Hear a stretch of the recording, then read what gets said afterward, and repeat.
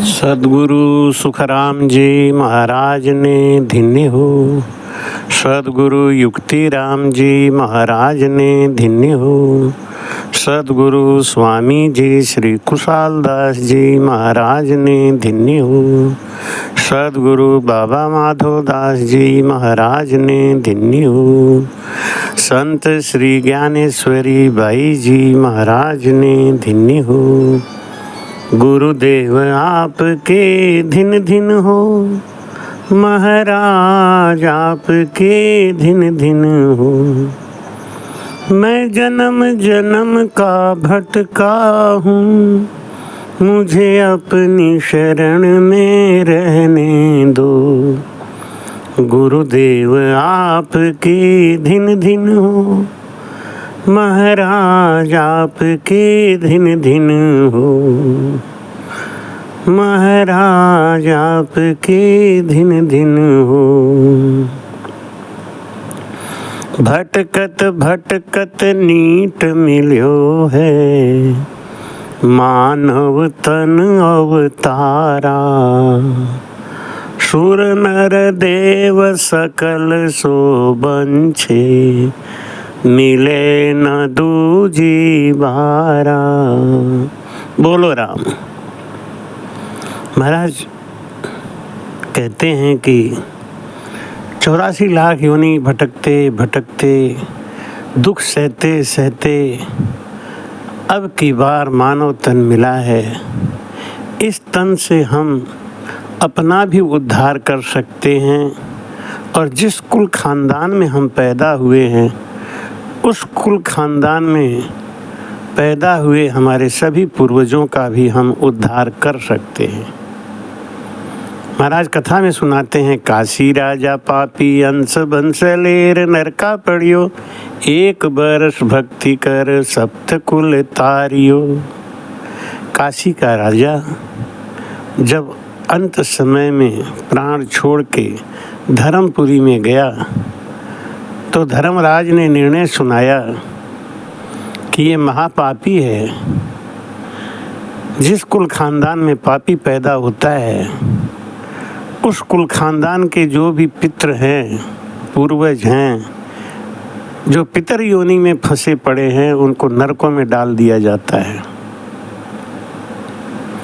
लेकिन अगर उसी कुल खानदान में कोई भक्ति करने वाला भजनानंदी पैदा हो जाए तो वो पितरलोक में पड़े हुए अपने पूर्वजों का उद्धार कर सकता है। यही है मानव तन की सबसे बड़ी विशेषता। और इस साल हमने जागेश्वर प्रसाद गंगवार के सानिध्य में, सुमंगला जी के सानिध्य में गया जी में एक कार्यक्रम रखा है। तो बड़े प्रश्न उठ रहे हैं, लोग हमसे पूछते भी हैं कि राम स्नेही को गया क्यों जाना चाहिए। आज इसी विषय पे हम चर्चा करने वाले हैं, राम स्नेही को गया क्यों जाना चाहिए। सबसे बड़ा भक्तमाल यानी भागवत में, श्रीमद् भागवत में कथा आता है कि श्री गोकर्ण जी महाराज जो भजनानंदी संत हुए, 21 बार अपने भाई धुंधकारी का उद्धार करने के लिए गया जी गए थे और उनके सब पितरों का उद्धार हो गया था, लेकिन धुंधकारी का उद्धार नहीं हुआ था। वो महापापी था। उसने रो के कहा कि भैया मैं गया जी में नहीं बैठ सकता, मेरा उद्धार करना है तो आप कोई दूसरा भेद सोचो। गोकर्ण जी महाराज ने सूर्य भगवान का तप करके ये ज्ञान प्राप्त किया कि जीव को अगर भक्तों की कथा सुनाई जाए तो वो जीव भक्तों की कथा सुनने से प्रेत योनि से उद्धार हो जाता है। इस कथन का नाजायज फायदा उठाते हुए वक्ता लोग कहते हैं कि केवल पुराण और शास्त्रों को सुनने से ही हमारा उद्धार हो जाता है। ऐसा भागवत में भी आता है। गोकर्ण जी महाराज ने धुंधकारी को 7 दिन तक कथा सुनाई और उनकी अधोगति से मुक्ति हुई, प्रेत योनि से छुटकारा मिला। अब बात आती है, हमें प्रेत योनि से छुटकारा करना है या मोक्ष जाना है या मुक्ति पाना है। कथा सुनने से, कथा में प्रेम लगाने से हमारे अंदर वासनाओं की निवृत्ति होती है, लेकिन वो क्षणिक है। अंत समय में जरा भी वासना प्रकट हो गई तो जिंदगी भर का कथा सुना सब बेकार हो जाता है। इसीलिए मन में विचार आया कि गया जी के महात्म में एक बात आती है कि कोई भूल चूक से भी अगर गया के जमीन के ऊपर पैर रख दे, उसके रज को अपने चरण से स्पर्श कर दे तो पितरों का उद्धार हो जाता है। ऐसा कथा में आता है गया के महात्म में। मेरे मन में विचार आया और मैंने जागेश्वर जी को ये योजना बनाया कि आप कथा तो कराते हो काशी में हर साल, इस बार गया जी में कथा करा लो। और उन्होंने सहर्ष इस योजना को मान लिया और कार्यक्रम बनने लगा।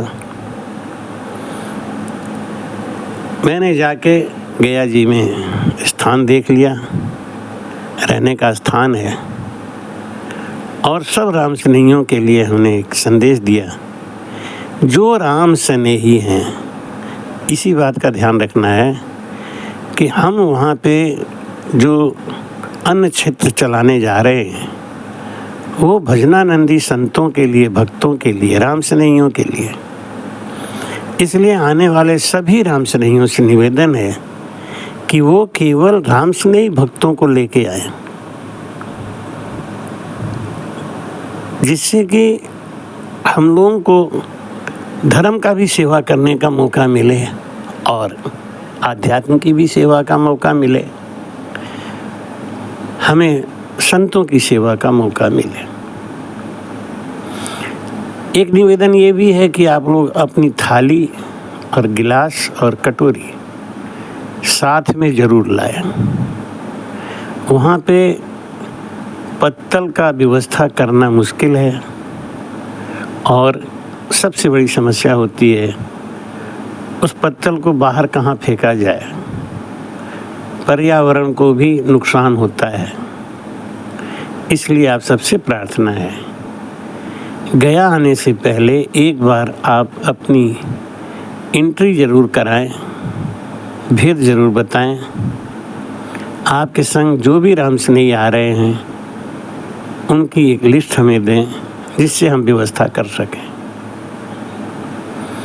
वहाँ पे कुछ कमरे एसी हैं, कुछ कमरे नॉन एसी हैं, सत्संग हॉल है।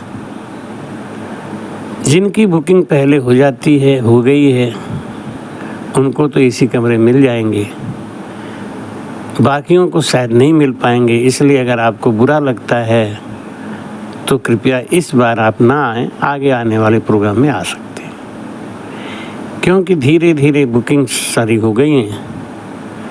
जो राम स्नेही आ रहे हैं, जिनका पहले से नाम आ चुका है, उनके लिए कमरे बुक हैं। इसलिए आप किसी भी तरीके का मन में भेदभाव या कुभाव ना रखें। तो गया जी का कार्यक्रम करने का बस एक ही हमारा उद्देश्य था, वो राम स्नेही जो भजन में लगे हुए हैं उनका उद्धार तो हो जाएगा, लेकिन हमारे भजन करने से हमारे पितरों का उद्धार नहीं होगा। ये एकदम बिल्कुल पक्की बात है। भजन हम अपने जीव के उद्धार के लिए करते हैं, उससे पितरों का उद्धार नहीं होगा। पितरों का उद्धार करना है तो हमें पितरों के नाम से संगत कराना चाहिए, दान देना चाहिए, वो पितरों को मिलता है। पितृ हमारे भूखे प्यासे नहीं रहेंगे। महाराज जी ने भी अन्नदान के लिए महत्व दिया, कहा कि दीजिए तो अन्नदान कुंरे और लीजिए तो हरि नाम। तजिए तो पर तात कूरे, करिए तो पर काज भजो तो राम भजी जोरे। हरि बिन दूर तजी जोरे, भजो तो राम भजी जोरे। हरि बिन दूर तजी जोरे। किसी ने पूछा हमको फ़ोन करके कि महाराज वहाँ जाके हमको क्या पिंडदान करना पड़ेगा? हमने नहीं, ऐसा कुछ नहीं है। आपको वहाँ पे हम संगत सुनाएंगे। सुबह में भक्तमाल, शाम को श्री वाणी जी महाराज के ऊपर कथा चलेगी। आप गया क्षेत्र में बैठ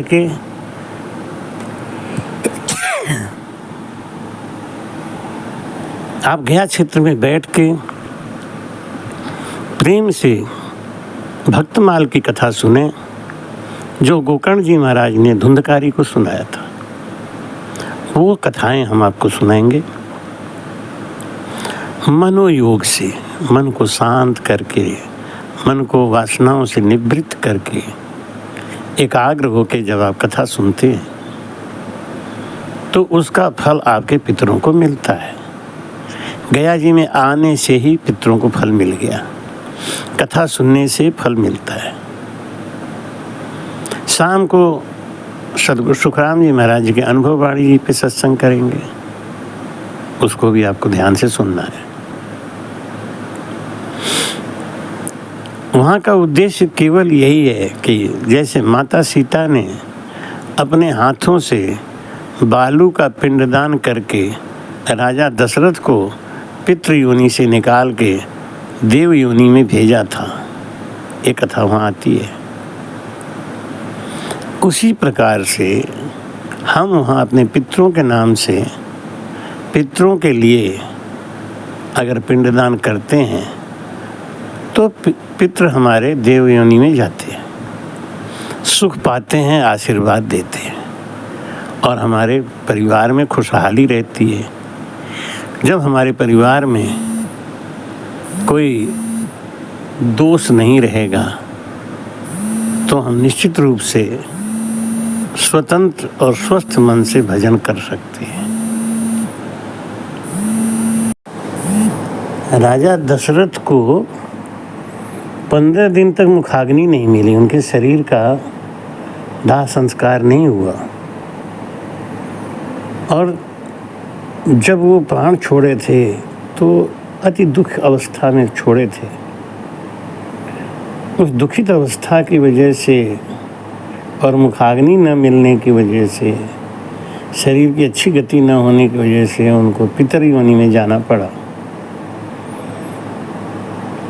जब भगवान राम लंका से लौटे तो उन्होंने पितरों के उद्धार के लिए और अपने कष्ट निवारण के लिए, ब्रह्म हत्या का दोष हटाने के लिए तीर्थों में भ्रमण करते करते, पुष्कर आदि तीर्थों में भ्रमण करते हुए जब वो गया जी पहुँचे तो गया जी में राजा दशरथ ने उनको दर्शन दिया और दर्शन दे के बोला कि मैं पितर योनि में पड़ा हूँ, तुम मेरा उद्धार करो। भगवान राम ने कहा कि मैं कैसे आपका उद्धार कर सकता हूँ, वो विधि बताएं। राजा दशरथ ने कहा कि मेरे नाम से पिंडदान कराओ। पिंडदान करने से प्रेत पिंड को सुख मिलता है और वो अच्छी गतियों में जाता है। भगवान राम को राजा दशरथ ने विधि बताई कि कोई ब्राह्मण को पकड़ लेना, कुछ वस्त्र दान करना, कुछ धातु दान करना। गया जी में जाके हमें सुपात्र को धातु दान, वस्त्र दान, अन्न दान आदि करना चाहिए। भगवान राम ने वो व्यवस्था जमाई, लेकिन उस व्यवस्था को बनाते बनाते उन्हें देर हो गया और पितृपक्ष का समय अंत होने वाला था। राजा दशरथ ने माता सीता से कहा कि बहू तू मेरा पिंडदान कर दे। माता सीता ने कहा मुझे कोई मंत्र नहीं आता, कोई विधि नहीं आती, मैं आपका पिंडदान कैसे कर सकती हूँ। राजा दशरथ ने एक बात बहुत बड़ी कही वहाँ पे कि बेटी तू भजनानंदी है, भजन करने के कारण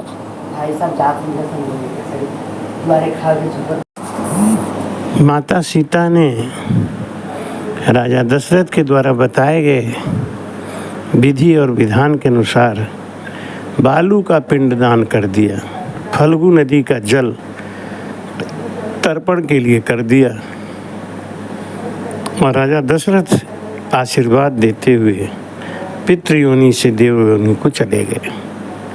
ऐसी कथा वहाँ प्रसिद्ध है। जब भगवान राम आए तो पंडित जी मंत्रों का उच्चारण करते रहे। भगवान राम ने कहा मेरे पिताजी को एक बार आह्वान करिए। मंत्रों का आह्वान करने के बावजूद जब राजा दशरथ नहीं आए तो भगवान राम ने पूछा पंडित तुम्हारे मंत्र में दोष है क्या, मेरे पिताजी दर्शन क्यों नहीं दे रहे हैं। माता सीता ने कहा उनका पितृयोनि से उद्धार हो गया, देव योनि में चले गए, अब वो दर्शन कैसे देंगे। भगवान राम ने कहा ऐसा क्यों बोल रही हो, जब हमने कोई पिंडदान किया ही नहीं, कोई मंत्र उच्चारण हुआ ही नहीं, कोई वेद भागवत पुराण की कथा हुई नहीं, तो पिताजी का उद्धार कैसे हो गया। माता सीता ने वो भेद बताया कि मैंने अपने ससुर जी को बालू का पिंडदान करके, फल्गु नदी का जल तर्पण करके उनको उस पितर योनि से देव योनि में भेज दिया। भगवान राम ने कहा कि तुम मेरे पिताजी से ईर्ष्या करती हो क्योंकि उन्होंने 14 वर्ष का वनवास दिया था, तुम उनसे रुष्ट हो। माता सीता ने कहा नहीं ऐसी कोई बात नहीं है, मेरे पिंडदान करने से उनका उद्धार हुआ है, वो देवयोनि को गए हैं, इस बात का साक्षी ये फल्गु नदी है। माता फल्गु आप मेरा साक्षी बनो, मेरे पति देव का भ्रम दूर करो। आपके जल से तर्पण किया जब मैंने तो मेरे ससुर जी का उद्धार हुआ था।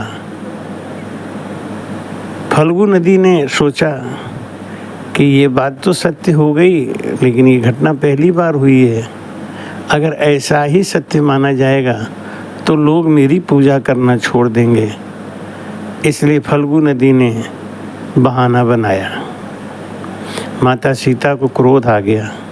उन्होंने कहा कि जरा से पिंडदान के लालच में, अन्न के लालच में, अपनी गरिमा रखने के लिए तुमने इतना बड़ा झूठ बोला है।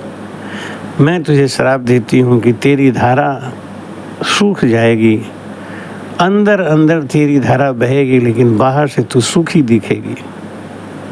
तेरे अंदर कोई स्नान नहीं करेगा, स्नान करना होगा तो उसको बालू हटाने के बाद तेरी धारा का स्पर्श मिलेगा।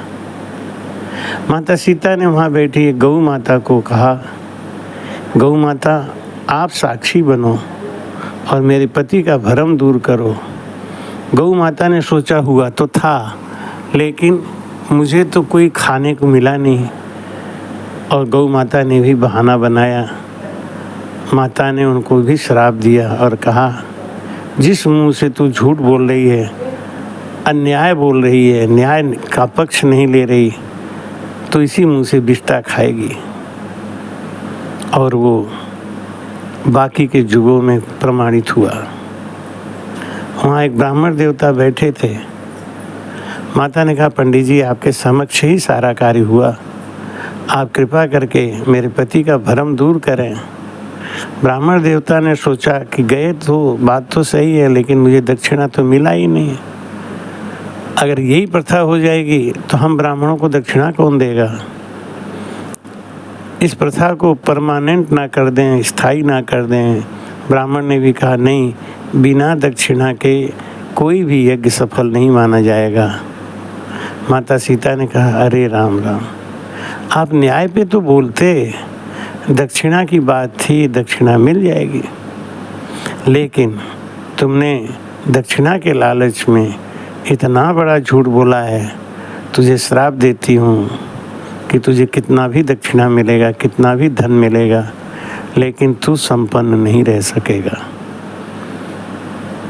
लेकिन वहीं पे एक बट वृक्ष है, बट वृक्ष ने साक्षी दिया कि हाँ, मेरे समक्ष ऐसा घटना हुआ। माता के पिंडदान करने से, बालू का पिंडदान बना के किया था, फल्गु नदी के जल का तर्पण किया था, और राजा दशरथ ने उसको लेके इनको आशीर्वाद दिया था, और वो देवयोनि को गए थे। इस कथा से प्रभावित होके मेरे मन में आया कि मैं राम सनैयों को लेके गया जी जरूर चलूँगा। माता सीता ने बट वृक्ष को आशीर्वाद दिया कि जा बेटा, तेरी शाखा कभी सूखेगी नहीं, हरा भरा ही बना रहेगा। आज भी वो बट वृक्ष हरा भरा बना हुआ है, जबकि इस घटना को हुए 9 लाख वर्ष हो गए। अभी फल्गु नदी में कुछ समय तक जल नहीं था, लेकिन कृत्रिम जल भर के वहाँ पे ऐसी व्यवस्था बना दी गई है, और फल्गु नदी के उस पार माता सीता का वो मंदिर भी है, जहाँ माता सीता ने राजा दशरथ को बालू का पिंडदान किया था। इस भावना से ग्रसित होके मेरे मन में एक भाव आया कि हम सब भजन तो करते हैं अपने अपने घर में या आश्रम में, कहीं न कहीं जाके ही करते हैं, तो क्यों न इस बार गया जी का कार्यक्रम बनाया जाए। और गया जी के लिए हमने सबको निमंत्रण दिया है, लेकिन उसमें एक ही शर्त है कि वो राम से नहीं होना चाहिए, गुरुमुखी होना चाहिए। जो गुरुमुखी नहीं है उनको आप अपने साथ नहीं लाएं। एक थाली, एक गिलास, एक कटोरी साथ में ज़रूर लाएं, और वहाँ पे आने के बाद आपको दोनों टाइम के सत्संग में उपस्थित रहना ही है।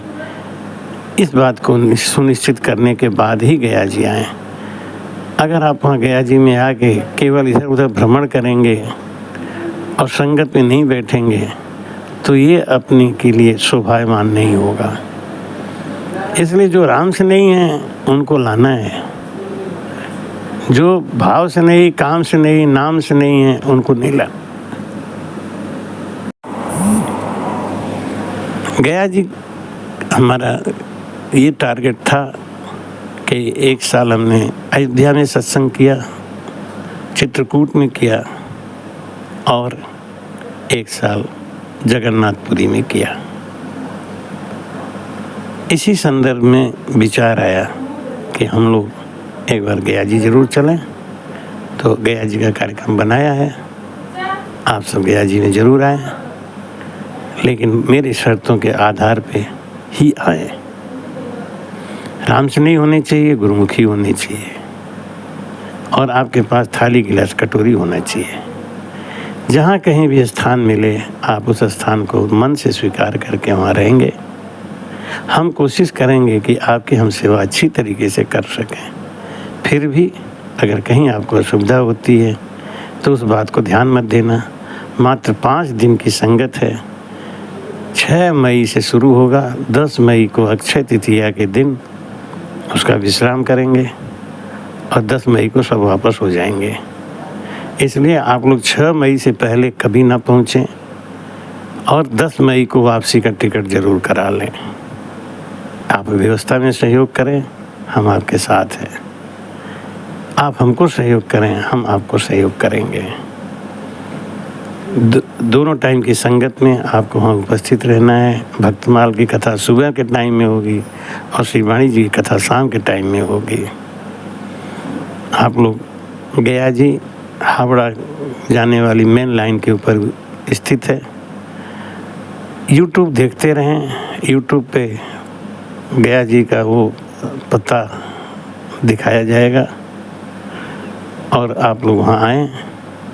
और नहीं है तो विनोद जी का नंबर आपके पास होगा ही, उनके नंबर से बात करके गया जी का पता ले लें। सद्गुरु सुखराम जी महाराज ने धन्य। कृपया चैनल को सब्सक्राइब करना ना भूलें। राम राम।